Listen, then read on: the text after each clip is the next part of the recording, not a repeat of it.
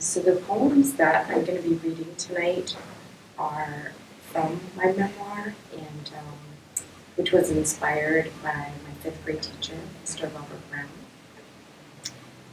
And it's titled My Boricua City, but Not So New Englander from on this town. And that's sort of a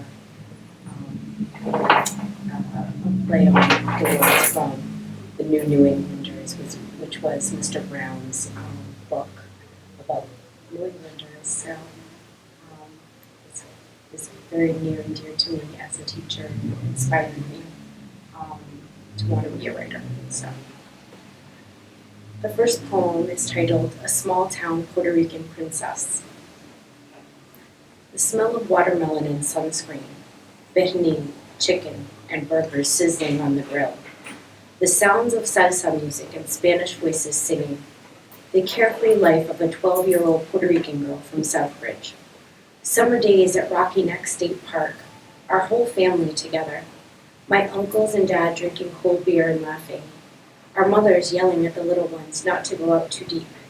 As the older kid, I had more freedom. I was also the best swimmer. I loved swimming into and past the waves with my dad, away from the splashing of the youngsters, out of the sight of creepy older men on the shore. The energy of the ocean leading us in, the horizon calling me to transcend.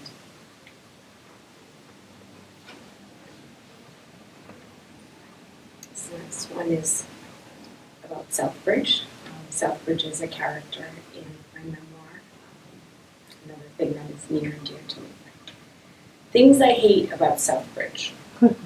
I hate 5 o'clock traffic jams in our city town of 16,000, where there are little seven stoplights from Route 169 to the Starlite line.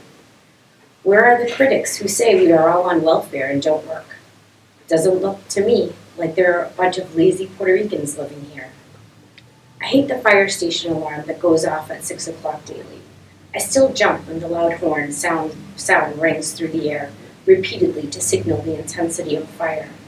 I remember the 8-alarm fire on Central Street that burned down the building with that cute little shoe place I never got to visit. I saw the Facebook Live videos of people in the parking lot behind it, inhaling the fumes as they watched the flames engulf the business owner's future. I hate the raunchy sewer smell at the Big Y Plaza on a hot summer day. As a teen, I stood outside the Southbridge Twin Cinema, holding my nose and trying not to puke in front of my classmates in the crowd. I wonder why the town never addressed that. I hate the way everyone complains that they want to get away, like I did when I was younger. But we're still here. We go to college and come back. We move away, come back. We go to concerts on the Common. We brag about the old-fashioned streetlights. We all smile and wave at each other at the Festival of Trees at Blessed John II Parish Hall during Christmas. Only in Southbridge, we love the things we hate about it. This next one is about being an outsider. And some of my poems have Spanish and English and some Spanglish mixed in. Soy borinqueña, aunque me digan salvaje. La sangre en mis venas me llama a la tierra de mis sueños, donde el coquí me canta por las noches y el gallo me levanta con el sol. Mi isla del encanto, la tierra de mis abuelos, la patria en mi corazón. What are you? I remember someone asking me that question when I was a journalism student at Michigan State University. I'm not sure what I responded, but I do remember looking at the person with a puzzled expression. They clarified and asked about my ethnicity. I don't think there were many Puerto Ricans living in Michigan in 1989. I'm not sure how many live there now. I've always felt like an outsider when I go out into the world. Even as a kid growing up in Southbridge, I was the only curly-haired girl in my 5th grade class at Chauncey Street School. Some of the kids didn't know what to make of me. They would just keep telling me how different I was. When I asked them why they thought I was so different, they couldn't really answer. They just mentioned my hair. I thought they were jealous because I was smarter than them. It made the awkwardness of not fitting in easier. I acted like I didn't care, but I really did. In my mind, I was my favorite character from my book, Nancy Drew, solving mysteries, making the Hardy Boys look like amateurs. I think about that question. What are you? I am Jasmin Rivas. Jasmin Rivas Ortiz in Puerto Rico. Soy puertorriqueña y americana. I have light skin, like my father, and curly kinky hair, like my mom.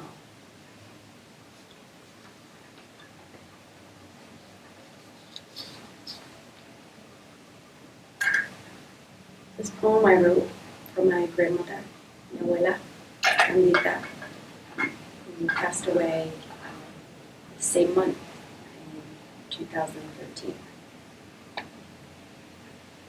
I gaze at the stars above the tree line, beyond my family's burial place.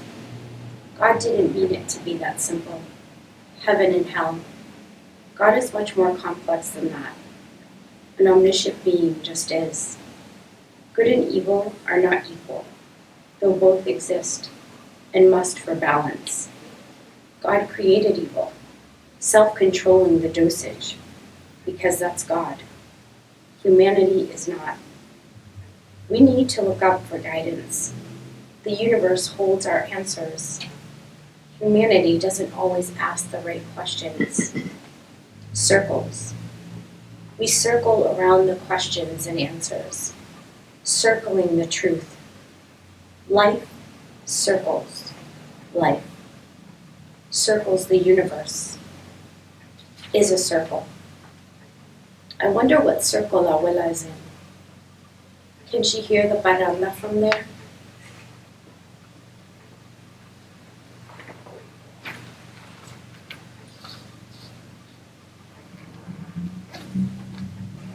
This is a short one. During the pandemic, September 21st, 2020.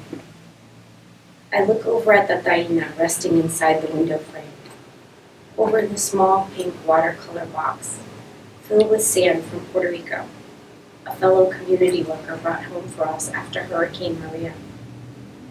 I take a deep breath in. Inside the box, at an angle, leaning against the window, stands the rain stick from El Yunque when we went with Abuelo Carmelo when I was 22. My impressionist mirror to the right. The top aligns with the top of the window. The bottom leans out, leaving a space behind for the ironing board, weights, and wires. On the top left light green corner of the mirror, a silver glitter foam letter J. Above it, a Taino symbol for the sun. I breathe out. Peace.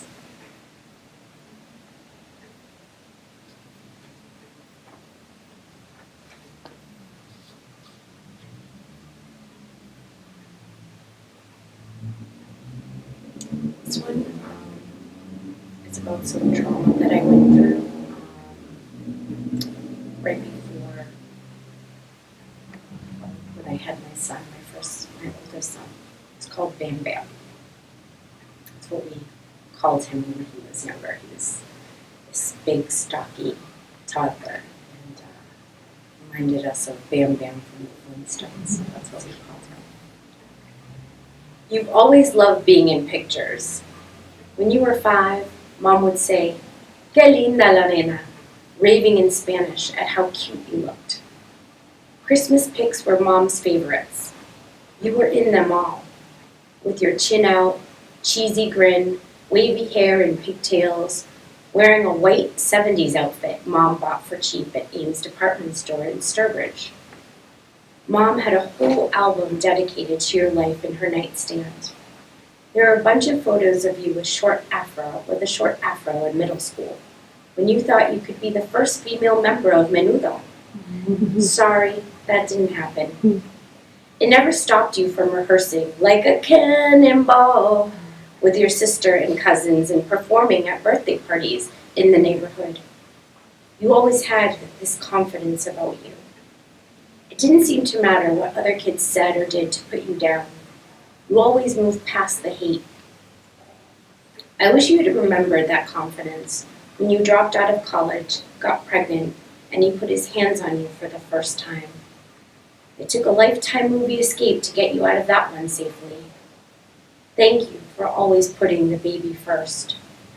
You saved him and yourself. The ordeal did damage, a wounded soul. You tried to evade destruction. The resilience spotted in every selfie with your little one. The young single mother trying to make it on her own. Odds and statistics against you. You were determined. I wish you could have seen the signs sooner. But lessons in the rearview mirror are so much easier to handle than the ones coming at you head on. If only you had listened.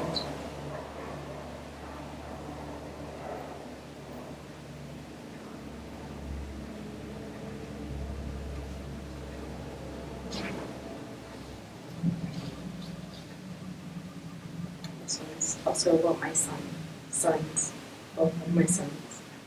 Lesson in miracles. My unborn child, flicker of hope, seed of love, blooming in the chill of the season, to bring life and give thanks. The star shining in the night sky, the sun brightening the day, a miracle, to bring joy into sadness, to bring cheer into loneliness, a miracle. Life, a miracle, a new life.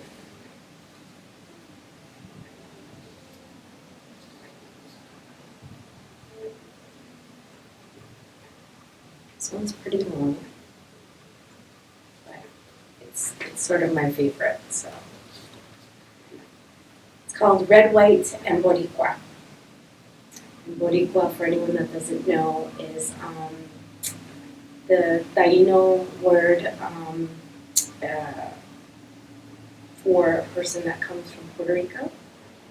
The Tainos were the indigenous peoples from Puerto Rico, and they called Puerto Rico Borinquen. And so Boricua is kind of our battle cry. I never met a Puerto Rican who wasn't proud of La Bandera Puertorriqueña. I saw hundreds of people carrying it during the Puerto Rican Day parades in Hartford when I was a kid. Cars covered in the red, white, and blue with its one big white star, honking loudly and playing salsa music. People on the streets and in their cars waving it and yelling, Boricua! In honor of our Taino ancestors, y la Isla del Encanto. It said to me, look at us, we are Puerto Rican. And no matter how you put us down, we will rise. I didn't know it back then, but there was a story behind that flag and the defiant attitude I felt coming from the people at the parades. I did not learn that story in United States history with Mr. Gosk at Southbridge High School. We learned the basics. Puerto Rico, rich port, named so by Spain, is a Caribbean island about 1,000 miles southeast of Miami, Florida. It is designated as a Commonwealth of the United States, which is a fancy way to mask the colonization. They acquired it in the Spanish-American War. Puerto Ricans are U.S. citizens, pa que lo sepan. The Jones Act of 1917 made it so. The current flag of Puerto Rico, the one I've always known, was adopted by the Commonwealth of Puerto Rico in 1952. On June 10, 1948, Luis Muñoz Marin, the first Puerto Rican governor of the island, gagged his own people with Public Law 53, which authorized the police to stop anyone on the street and invade any Puerto Rican home. Anyone found with a Puerto Rican flag could all be arrested and jailed. Nelson Dennis's War Against All Puerto Ricans taught me that. Knowing it hurt. As an American, I pledge allegiance to the United States of America while holding my right hand over my heart. As a Puerto Rican American, I will wave my Puerto Rican flag and say, I will wear this flag proudly, the symbol of our struggles, tragedies and triumphs. We are still here, orgullosos, no matter what you think or do. Proud Puerto Ricans, my ethnicity, my island, my Boricuacity, it's all over me now. You won't silence or shame me. Grito de lares, we are here. Parades, parks, parties, bilingual voices rising, music in our hips. Speaking Spanglish, no doubt. Mi Borinquen querida. My soul will not be whitewashed.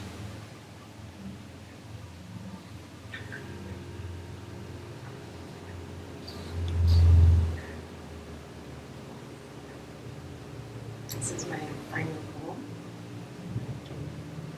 Sort of like a question and answer. This is called Healing. And I wrote this after I attended a yoga instructor training for teachers. And so we had to do a lot of meditation, a lot of thinking. So this poem resulted from that. What brought you here? We had just completed the morning yoga practice of our Breathe for Change yoga, social emotional learning and mindfulness educator training in Boston on a bitter cold January morning in 2019. It had kicked my butt. Now they were asking us questions. Why was I here? As I started writing, I thought about my community in Southbridge. I reflected on how protective I was of the students and families I worked with. Their struggles mirrored mine. The hard work to make ends meet. The subtle and not so subtle racism from some. I still walked in those shoes at times. I wondered if caring for myself could really help me change the world. I really hope so. I thought about my 5th grade teacher, Mr. Robert Brown, as I curled up in my blanket on the yoga mat. He wrote a book about the first families living in Southbridge. I had never thought about writing as a career. I read a ton of books, but I never really thought about people like me doing that. I didn't know any Latino writers. All the kids in my community wanted to be teachers, lawyers, doctors, police officers, careers that were concrete. These were things you did in our community. Mr. Brown was the first teacher I knew that was also a writer. That opened my mind to new possibilities. It wasn't so much about what he was teaching in class. It was about how he was teaching me to see the world in a different way. Someone I knew was a writer who wrote a book about families in our town. Most importantly, he wrote about Puerto Rican families, just like mine. The moment he read to us about the Molina family, I was hooked. I wanted to be a writer, just like Mr. Brown. This is why I'm here. I wanted to be strong enough to become the writer my younger self knew I was. I wanted to be an inspiration to our students, like Mr. Brown had been for me. If I could learn ways to heal myself emotionally, physically, and spiritually, I might have a chance to share what I learned and help others. Stressed out teachers and parents could heal too. Then we could all be the spark to ignite students. I felt optimistic. A few weeks later, I wasn't so sure. I felt challenged. We had to say, I love you, to ourselves in an activity. Why is it so hard to say I love you to myself? I mean, I do love the person I am. It sounds strange, like I'm hearing it for the first time. Like I'm not supposed to be telling myself that. Like it's giving into your ego and not being humble to love yourself. Like I should only hate myself. In silence, I face the dissonance between what is expected of me and who I really am. I don't want to beat myself up. I want to believe in people and not be considered naive. I want to laugh and not worry about how I sound. I want to be kind. I want to be the 10-year-old me still inside, full of hope, peace, and joy. The world feels so empty and harsh. I feel the weight of their judgment crushing the exuberance and faith. Like, how dare you be so loving and think that you can make a difference? I grapple with society's oppression and my defiance. Who am I to be the light? But who am I not to be? The light inside bursting to come out. Sometimes I dim it, so it's not so blinding. I don't know how else to share it. When someone looks in my eyes, do they see that? Will they think I'm arrogant? I feel the wounds of others bleeding into mine. The pain washes through me, streaking my face. I feel better and smile. Laughing nervously, I'm relieved to share the burden. I think we're healing now.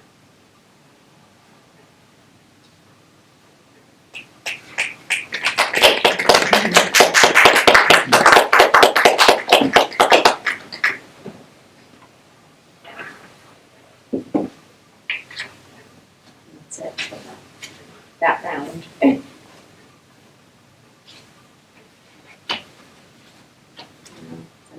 Questions?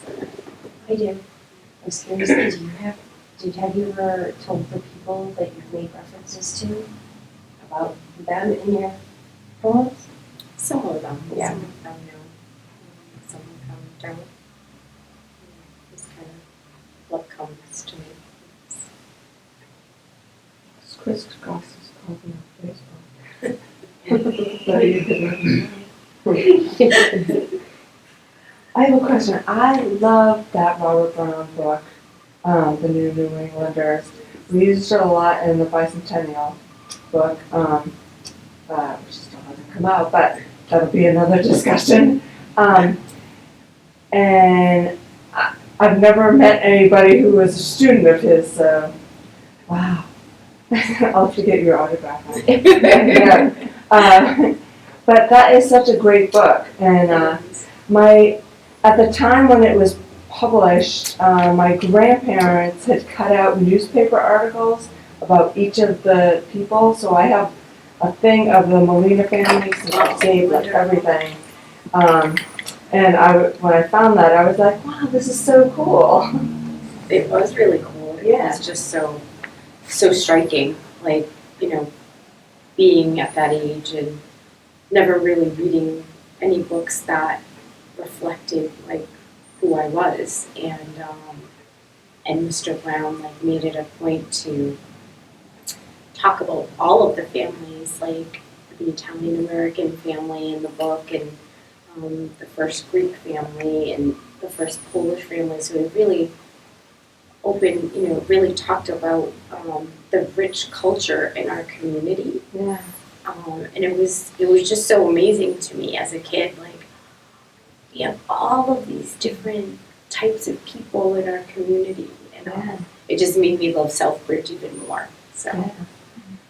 And just as an aside, Jim O'Brien had a bunch of those books because his mom was the illustrator, Christine O'Brien.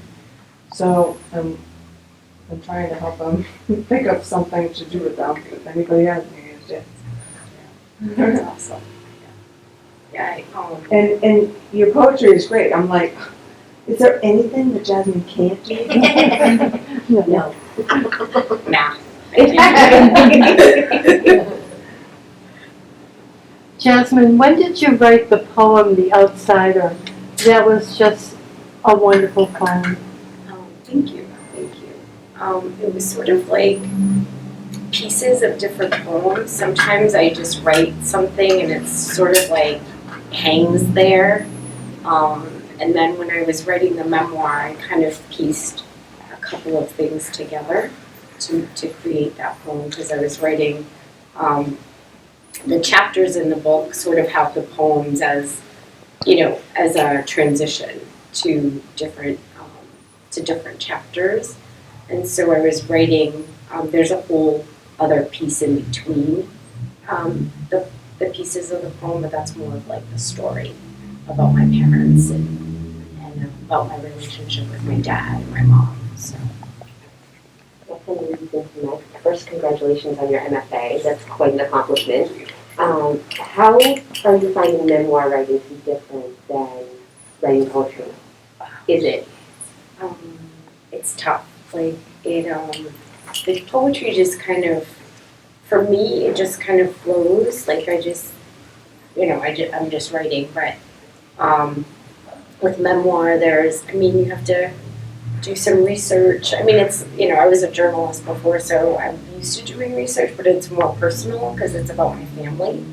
And sometimes, like, people, I feel like someone in your family might not want to tell that story, or they might not remember, and so you have to kind of like talk to a bunch of different people to piece it together, because you might not remember all of the things that happened at that particular moment, or especially when I was a kid, I might not remember something vividly, and I just remember like one part of a story.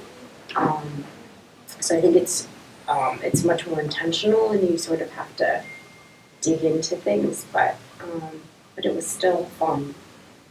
And being with other writers, that they were all doing the same thing, that was really great because you learn so much from other writers. So, yeah, it's my fellow MFA classmates. I learned a lot from them. So.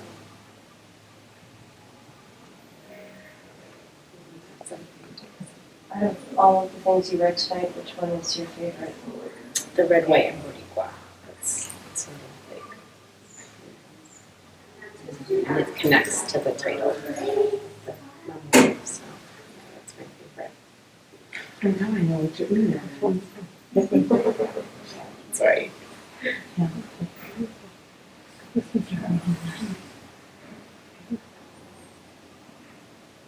Thank you.